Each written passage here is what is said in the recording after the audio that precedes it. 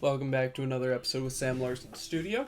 Today we're going to be talking about part 2 of the last lesson, alright? So we talked about using basic shapes, and we talked about how to use those to create animals and to use them as a roadmap to making something more realistic or making something more cartoony. This is going to expound upon that, if you will. So first off, we already talked about ducks. We've already talked about pigeons.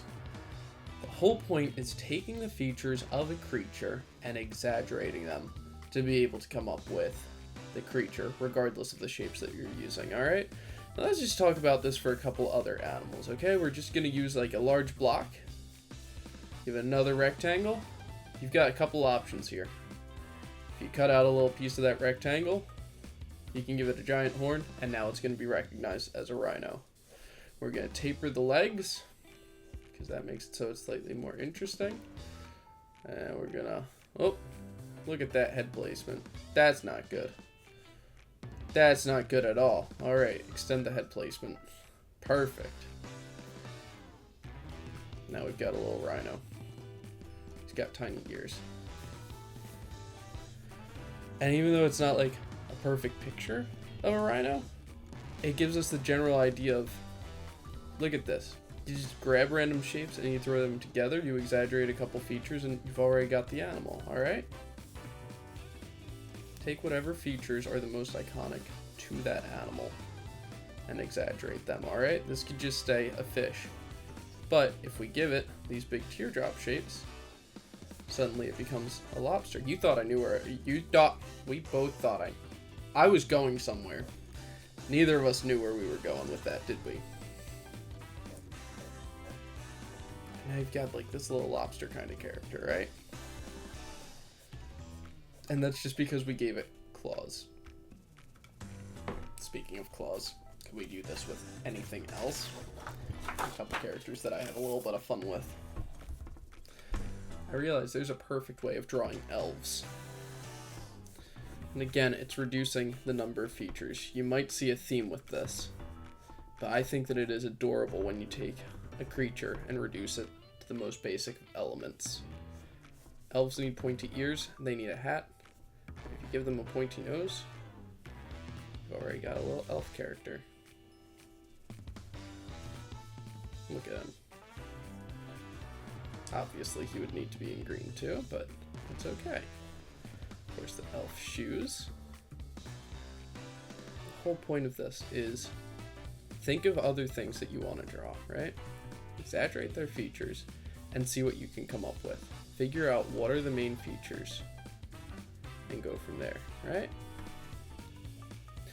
At one point I was trying to figure out what is one way of drawing Santa that I haven't seen done yet. I should have saved this for a Christmas episode, but you know what? That's okay. I realized that I haven't seen him this kind of a character. It's like this old elf kind of guy. The main point being here, again, take the features that make a character recognizable and exaggerate them.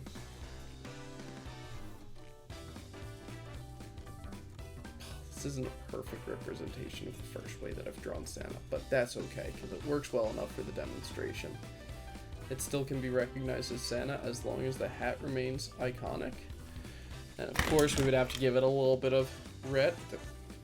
That's red. I make sure I had the right color for that.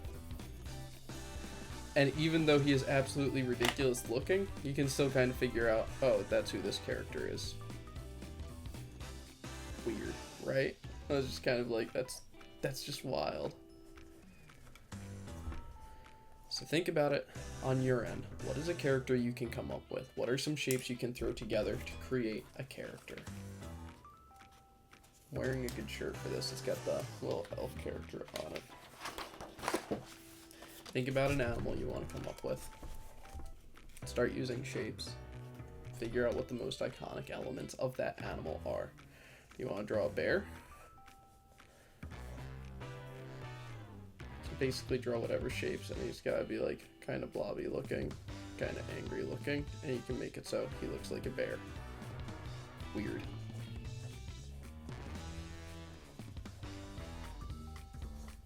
find those iconic shapes and just start throwing them together and see what happens. Still recognize him as a bear. I know you're getting sick of hearing me talk about it like this, but it is the coolest thing to me of just being able to take like the most basic elements of something and turn it into whatever I want to turn it into. How does that still get identified as a bear? Look at him. Oh. And he's on the other bear's back. This one's a stuffed bear. Again, it's cartooning, so you're allowed to do what you want. That's what makes it so it's yours. And now we draw a little fat mouse on top of this. Again, big ears, pointy nose, little smile. And you can identify him as being a mouse, even though he looks a little bit different than what mice actually look like. Just kind of hunched over. Gonna put a little blanket on him. That's what makes this so fun. Just throw together stuff, see what happens. Thanks so much again for joining. This has been another episode with Sam Larson Studio.